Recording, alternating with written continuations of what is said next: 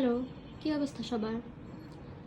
আজকে আমি কিভাবে পাতলা খিচুড়ি রান্না করি আপনাদের সাথে সেটাই শেয়ার করব। তো এখানে আমি বেশ কিছু সবজি কেটে নিয়েছি, গাজর, সিম, আলু, বরবটি। ঘরে যেগুলো ছিল আমি সেগুলোই নিয়েছি, আপনারা চাইলে আরও কিছু অ্যাড করতে পারেন।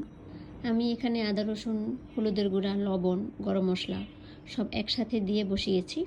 মরিচের গুঁড়াটা আমি দেইনি, কারণ বাচ্চারাও খাবে, তাই আমি একটু ঝাল কম দিয়েছি। আপনারা চাইলে সেটাও দিতে পারেন। আমি প্রথমে খিচুড়িটা ঢেকে দিয়েছিলাম, বলক আসার পর আমি ঢাকনাটা তুলে নেড়েচেড়ে দিচ্ছি। 15 থেকে 20 মিনিট অপেক্ষা করার পর দেখলাম সবজিগুলো সিদ্ধ হয়ে গেছে, আমার চালটাও ফুটে গেছে। এখন আমি এটা বাগার দিব। খিচুড়ি বাগারে সবসময় আমি শুকনো মরিচটা ব্যবহার করি, আর সাথে আমি আচারের তেল দিয়েছি। আর খিচুড়িতে আমি সামান্য একটু আমের আচার দিয়ে দিব, যেন আচারে একটা ফ্লেভার আসে আর একটু টক টক লাগে। আমাদের বাসায় সবসময় খিচুড়িতে, মাংস তরকারিতে বা মুড়ি মাখানোতে দেওয়ার জন্য একটা টক আচার থাকে। আপনারাও চাইলে টক আচারটা ব্যবহার করবেন, খেয়ে দেখবেন ভীষণ মজা লাগে। আমার খিচুড়ি রান্না শেষ, এবার খাওয়া দাওয়ার পালা।